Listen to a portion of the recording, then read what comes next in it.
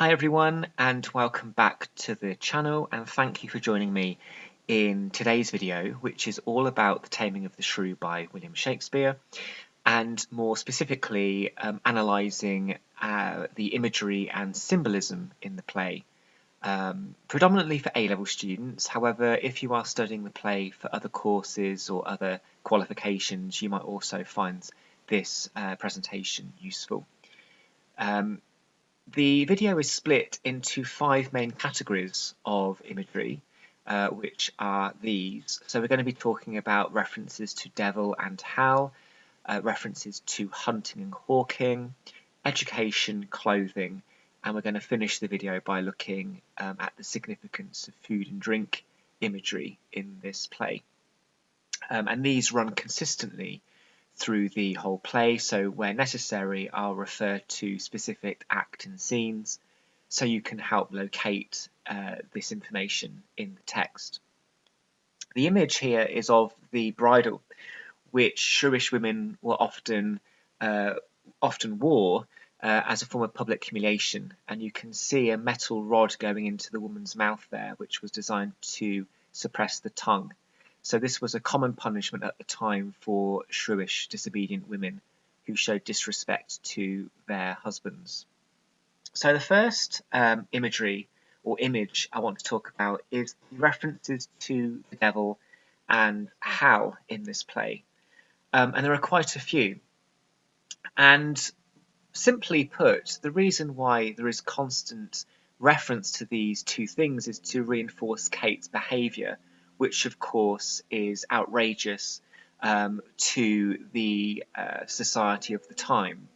Perhaps one of the reasons why it is so outrageous is because it challenges men's right to rule and be supreme. And this imagery also helps establish the fact that many of the male characters in the play are actually very intimidated by Kate. It's also worth noting, though, interestingly, that later in the text, Petruchio is also labelled as a devil, which brings into question actually maybe they're more alike than we initially thought.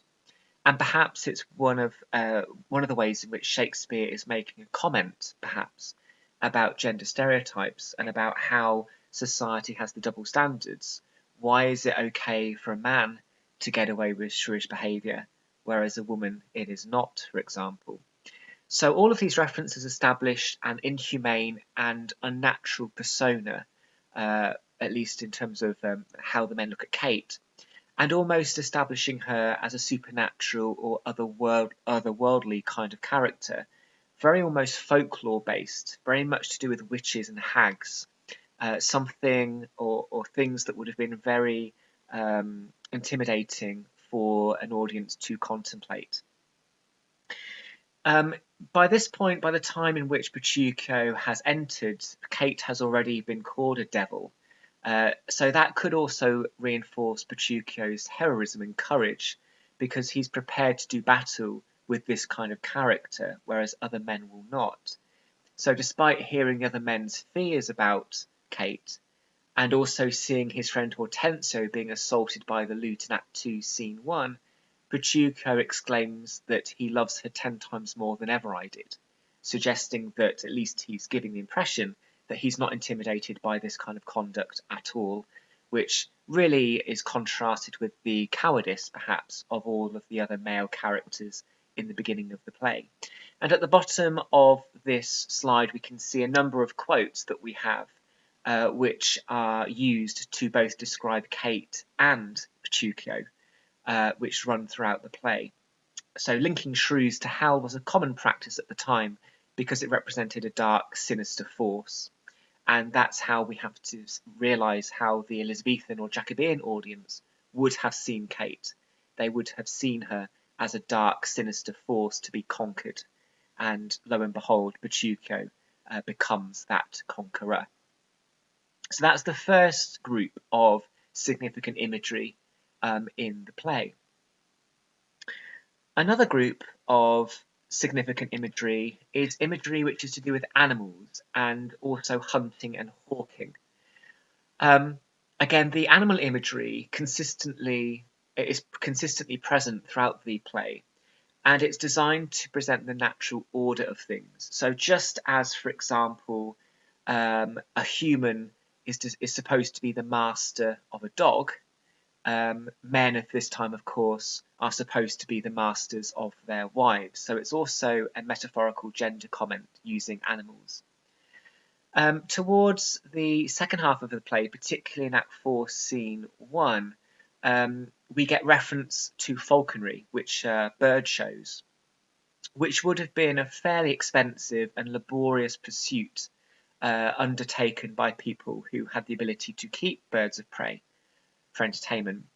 And it represents Petruchio as a tenacious character in taming Kate, but also worthy of a high status, because the people that had falcons and birds of prey who learnt to do falconry were also of a relatively high status. So it also reinforces Petruchio's worthiness in terms of taming Kate in this manner. He's willing to be tenacious, he's willing to put the hours in and to have patience and skill in order to tame his wild haggard, which is a term that is used in his soliloquy in Act 4, Scene 1. If you go to the other end of the play, in the induction, the first animals that we see, in fact, are the hunts dogs from the Lord in induction Scene 1. And again, this shows the natural order and everything is in harmony.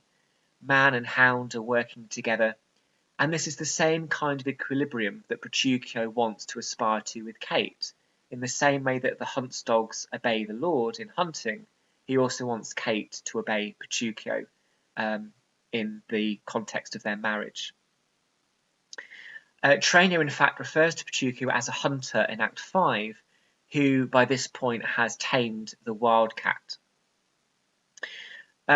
The soliloquy at the end of Act 4, Scene 1 is very significant, and even if students do not get an extract which features the soliloquy, I would still encourage students to know that soliloquy well, because it can be a nice link to reinforce Petruchio's plans. In the soliloquy, we have the detailed references to hawking, and in the soliloquy, the success of the husband's reign depends on the extent to which his wife must know her keeper's call. And clearly here Petruchio is the keeper of the falcon, and that falcon is metaphorically Kate. So I would really suggest looking at that soliloquy at the end of Act 4, Scene 1 to analyse the language in that passage, because it can be very useful. In the middle of the play, as the Kate and Petruchio, the recently married couple, are travelling between Padua to Petruchio's home, between Act 3 and Act 4, which is usually where the interval takes place of this play, suggests that even the horse is being used as a vehicle to tame Kate. Petruchio deliberately spooks the horse in transit, and Kate falls off the horse and ends up falling into the mud. And Petruchio ends up falling on her, and then I think somehow the horse falls on them as well. Sounds incredibly painful. So Petruchio is also using this horse to reinforce Kate's, his taming strategy and what he wants Kate to comply with. Some critics have said that it's possibly significant that the first time that Kate shows compliance is in Act 4, Scene 5, when they are travelling back to Padua, when Kate finally agrees that the sun is the moon and so on. And some people say that this takes place on a journey which obviously foregrounds her own emotional journey from disobedience to obedience. But some critics have also said that it's significant that this compliance is noticeable when she's outside in the open air, in other words, in nature, meaning that this degree of natural order has come around. So just like man is supposed to be in command of animals, perhaps here man has finally got in command of his wife. In the subplot, Tranio also makes a reference to animals, in which he calls himself a greyhound. He says, Lucentio slipped me like a greyhound, which runs himself and catches for his master. So a greyhound, obviously, I think probably used in hunting, and racing. They're quite quick animals, clearly very agile. And that reinforces Trainio's skill and loyalty in being able to help Lucentio achieve Bianca by the ending. And also a degree of loyalty, of course, because dogs are supposed to be very loyal to their masters. Finally, the wager at the end of the play in Act 5, Scene 2 effectively shows the women becoming animals for which the men use for gambling and entertainment. It's another way in which Petruchio gets another amount of money as the husband whose wife is the only one that appears in that wager. And the quote, "I'll venture 20 times so much upon my wife as I would on my hawk or hound," suggests Petruchio is seeing Kate as synonymous with a tamed hawk or a tamed dog. By that point, he's kind of smug and knows that he's probably going to be the only man who has a compliant wife, because both the widow and Bianca, of course, fail to appear when their husbands call them in Act 5, Scene 2. So animals, hunting and hawking, I would argue, are very significant in this play, which have implications for how we see the main Taming plot. Another group or type of imagery or symbolism that we see in this play is education and learning. If we go right to the very beginning, Act 1, Scene 1, Lucentio has come to Padua to study. He wants to study sweet philosophy, as well as other subjects as a student, befitting the kind of man of his status and wealth that he has.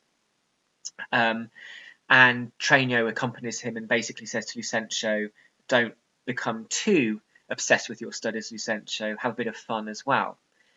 Because, of course, this is a comedy, and to watch a man studying for 2 hours on stage would be incredibly boring. And this is, of course, before he sees Bianca. And then when he sees Bianca, all of that desire to study is rejected. And for the rest of the play, all he ever is concerned about, really, is Bianca and being the successful suitor and outwitting Gremio and Hortensio as rivals. So Lucentio has to really swap traditional subjects like maths and Latin and philosophy to learn about love. And Trainio helps him with that as well. Trainio helps teach and instruct Lucentio and supports his master in whatever way possible in order to achieve his aims. Importantly in this play, also in Act 1, Scene 1, Shakespeare wastes no time in setting up the schoolmaster device, and it becomes a device by which Lucentio and also Hortensio later can access Bianca before they really should, for personal gain. The schoolmaster enables them to get to Bianca before Baptista wanted them to. And traditionally, of course, schoolmasters and teachers are supposed to be serious symbols of scholarly activity and education's close relationship with teaching right and wrong and morality, which is a serious issue. In this play, though, the schoolmaster is not a depiction of serious learning. It's actually a depiction of personal gain in terms of a love interest.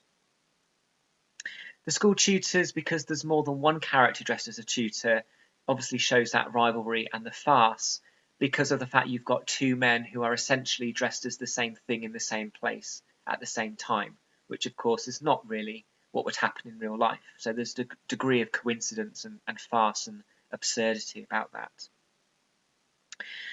that. Petruchio, however, is different. So Lucentio represents a more kind of traditional academic university kind of studying, whereas Petruchio is relying on his worldly experience. We get told when he enters in Act 1, Scene 2, that he has fought in wars abroad, he's seen lions roar, trumpets clang, he's somehow been at sea during a storm, and that from his mouth is designed to reinforce his worldly experience, which is in contrast to the academic experience or scholarly activity of Lucentio, for example. So, in other words, Petruchio does not need university education or traditional academics to run a successful taming school.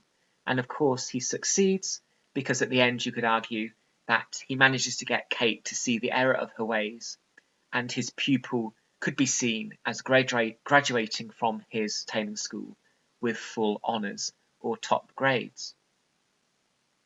Hortensio becomes Petruchio's eager pupil of the taming school, and it's implied, of course, that he will need to tame the widow using some of the things that he's learned from Petruchio along the way to help him also have a tamed wife.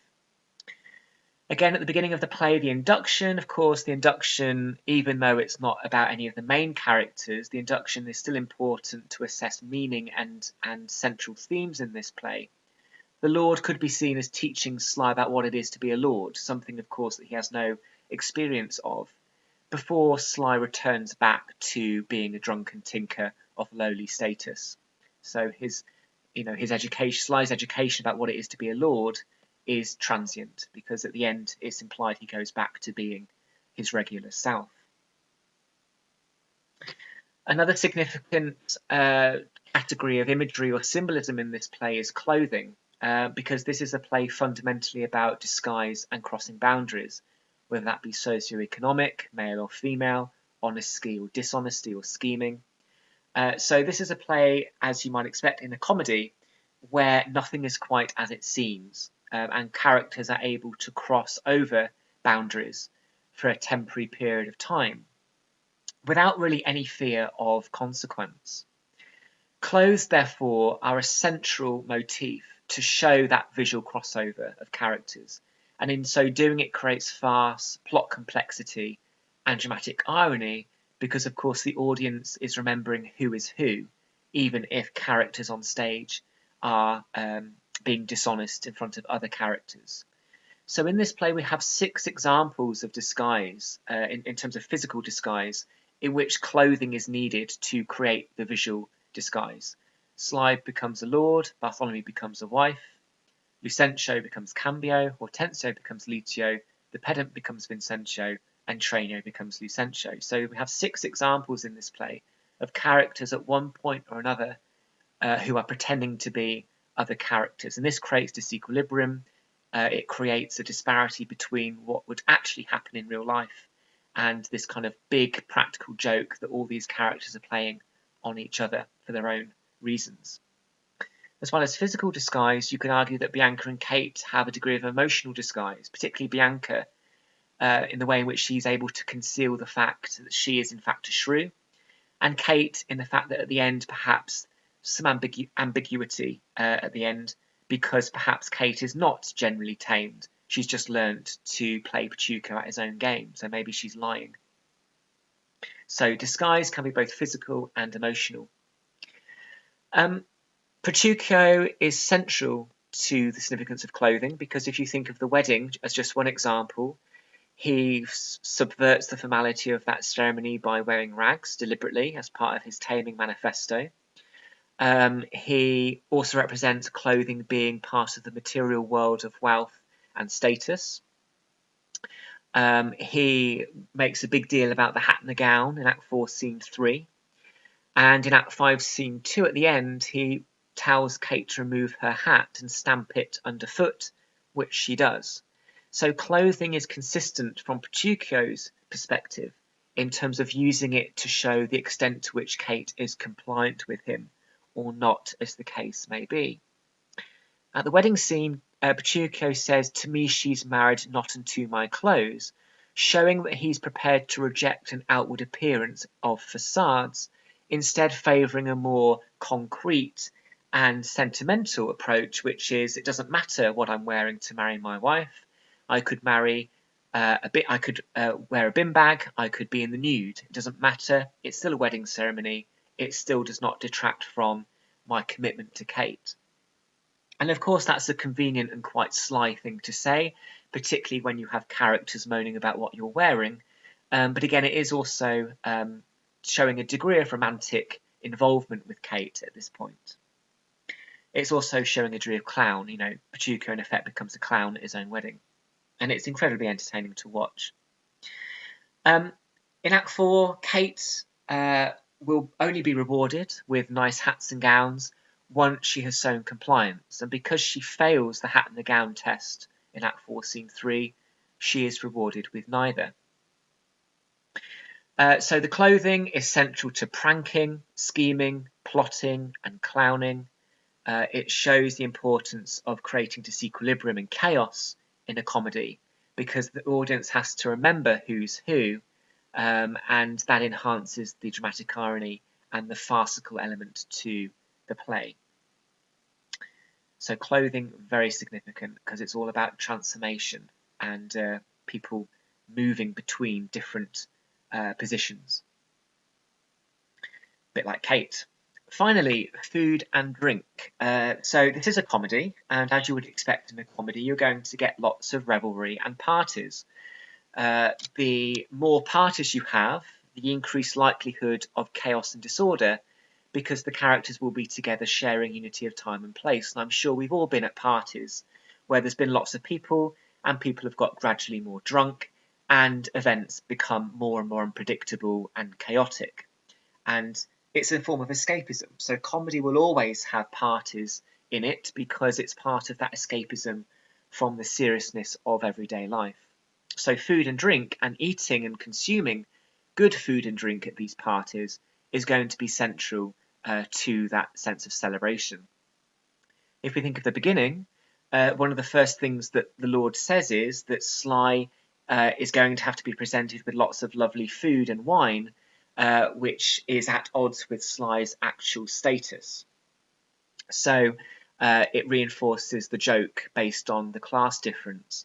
Of course, when Sly wakes up, he says he would much rather have beer when he is confronted with wine by the Lord. Wine, of course, more expensive, more of a higher class drink compared to beer, which would have been the common drink of lower status characters or commoners. Much more cheaper to make, of course. And then when we get to the main play, Kate is not allowed to eat in Act 4 until she begins to show compliance. So in order to eat the meat in Act 4, Scene 3, she must first reluctantly thank Petruchio for providing the food, and she does this through gritted teeth. This is showing that she's beginning to learn, in effect, to do as she's told. Food is also used to taunt Kate by Grumio as the loyal servant of Petruchio at the beginning of that scene as well. He will not allow Kate to eat, and he indulges in this kind of cruel but also witty repartee between Kate and Grumio about mustard and beef and tripe.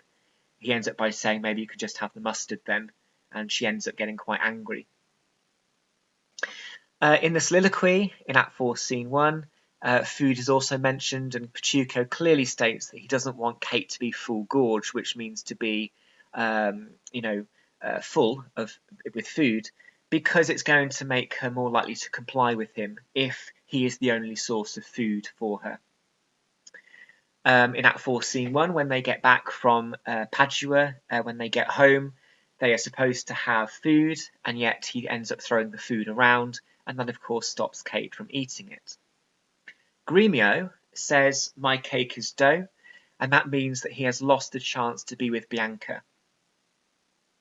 And finally, the banquet at the end of the play indicates the quarrelling and complications of the plot are now over, and a sense of harmony has been restored, as you might expect from the denouement of a text like this.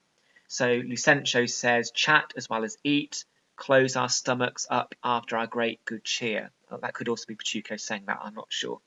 But that is spoken in the end scene. So again, you can see how food and drink is synonymous with a sense of happiness, a sense of happy ever after, and that sense of happy resolution that we might expect from a comedy. So food and drink is also of significance in this play. So that concludes this video, all about the significant symbolism and imagery in Shakespeare's The Taming of the Shrew. Hopefully that was useful, and thank you for watching.